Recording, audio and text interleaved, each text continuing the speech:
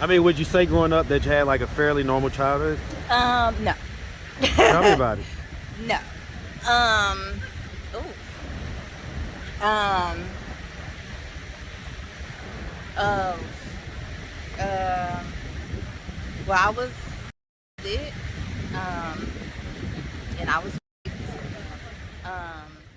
What's up, YouTube? I have the best trainer in Atlanta and possibly the world. Hit him up on Instagram at Katie with the Muscle. Now back to the content. What's up, YouTube? Atlanta Street Interviews. Out here with another one. So we got a young lady with us today. How you doing today, miss? I'm doing good. All right, all right. So you guys know I normally interview folks that are like either homeless in transition, but sometimes it's other folks. So are you homeless right now? I'm actually in transition. In transition, okay. And so how old are you? 36. 36. You look great. Thank you. All right, and so how long have you been in transition? For the past 2 months. Okay. I left a toxic relationship. Yeah, that was tearing me down mentally, which started to tear me down physically. And so God said, it's time for you to go. So I packed all my stuff in my car and I left. Okay. Was that here in Georgia? In Metro Atlanta area? No, it was Athens. Athens? Okay. Man, shout out them Bulldogs. Yeah. Shout out them national championship back-to-back Bulldogs. Yeah, I don't know nothing about that. Okay, okay. okay. How long had the relationship been going on? A year and a half. Okay, all right. Do you have any kids? I do. I have 4 boys. Okay, how's the oldest? How young is the youngest? 16 is my oldest, 10 is my youngest. Okay. Same dad or different dads? All the same dad. I was married. I'm divorced. I got divorced after my last child. So I've been divorced for about 9 years now. Okay.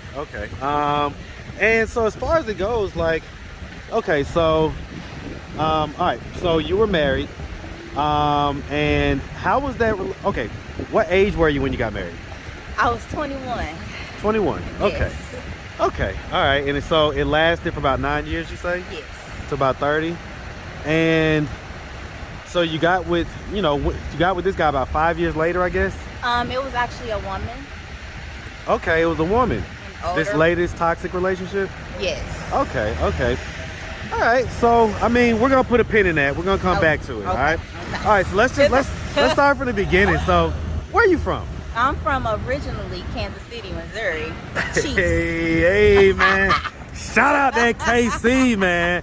Let me get some of that good barbecue. You hear me? Right. You know All about day, it. man. Yeah. Oh, trust. I know all about the Midwest, man. I used to work out there a lot. So, all right, man. So you from KC? Shout out. And so, growing up in Kansas City, did you have both mom and dad in the household? I had mom. Dad was in the streets. Okay. Doing his thing. He was just kind of doing the street thing. So, Yeah. was he like active and present in your life, or pretty much not really that active and present? He was a real active parent, but he was, like I said, he was in the streets and he battled with drugs. Okay, so he had his addictions and his things he had going on.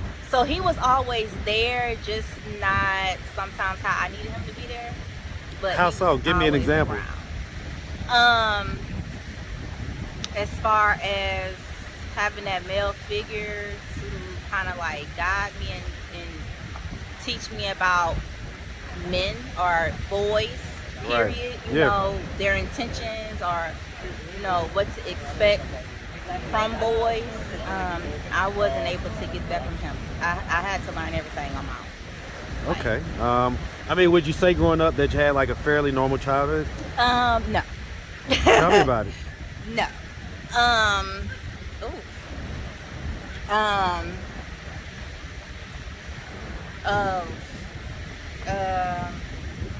Well, I was molested,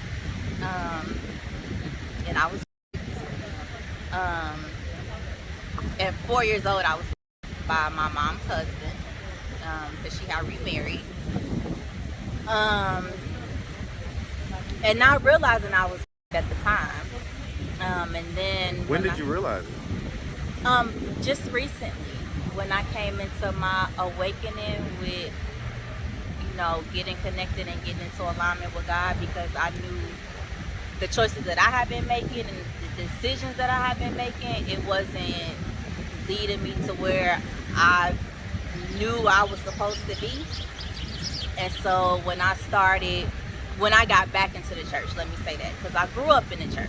Okay. But when I went back to the church and built that relationship with God, he revealed a lot of things to me. He started giving me like visions, like vivid, like I'm watching a movie, hearing conversations, just all these things just start happening all at one time. So yeah, I just recently stumbled upon the 4-year-old rape. How? God showed it to me in my dream. Okay. I mean, have you talked to your mom about that? Or? I have. We don't really have a rocky relationship. So, she omits a lot of things. She doesn't want to face her truth. And I'm okay with that now, because I know she got her own trauma that she went through that she haven't dealt with yet, which makes it hard for her to deal with my trauma and face my truth. Yeah. So I'm okay with it now. It was an issue growing up. It was an issue up to certain points. It was an issue all the way up until 2 years ago. I'm just recently, being able to move past it, because I used to struggle with it a lot. Being my mom's only daughter, the oldest daughter, or her oldest child. So you were the firstborn. And not having that mother-daughter relationship that I saw some of my friends have with their mom, it was a struggle for me. And then being molested at 13 to 15 by my uncle, that it kind of just... You say your uncle, was that your mom's brother or dad's brother? Mom's brother? Did you ever tell anybody? At the time, no. I was embarrassed. You was embarrassed? I was embarrassed. I was ashamed. I didn't want nobody to know. I tell you, man, that really scares me so much, because I have middle school age daughters. And it just scares me to think that that's how a lot of young ladies, you're not alone in that. I've done many interviews with young ladies that have a similar story, and they didn't tell for similar reasons.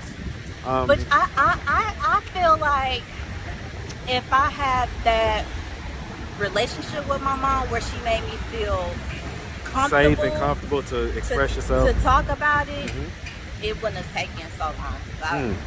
For me to tell her. But because she didn't make the environment feel comfortable for me, I just held it in. Okay. I mean, so did you ever tell anybody? The first person I told was the person who I married.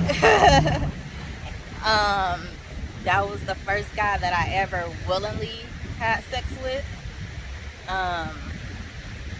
That was the first guy that you had willing, consensual sex with? Yes. Okay. When did y'all start dating? You got married at 21. How long did you date before you got married? We were like high school sweethearts. Okay, so that's a high school sweetheart. Okay, I get it. Yeah. Okay. Cool. All right, so that happened from 13 to 15. Did you ever talk to your uncle about that? No. No.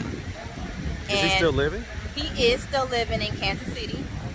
I moved to Georgia when I was 15. So that's why it stopped. Wow. Because we moved. And I was so terrified to go back to my hometown, because that's where all my trauma started. All of my hurt and pain. So I just recently went back to my hometown in 2020 when my cousin got murdered, and I went back for his funeral. Condolences about that. And it just brought up so many emotions and feelings and anger and just everything. Everything was like brought back to the surface.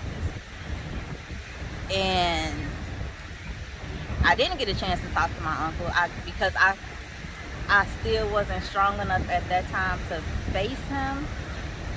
But I was able to tell my aunties, his sisters, like what happened. What was their response? One of my aunties, she broke down crying because it was done to her by him. What's this guy's name? His name is Tyrone. Tyrone what? Heron. Heron? Yes. In Kansas City? Yes. Kansas City, Missouri? Yes.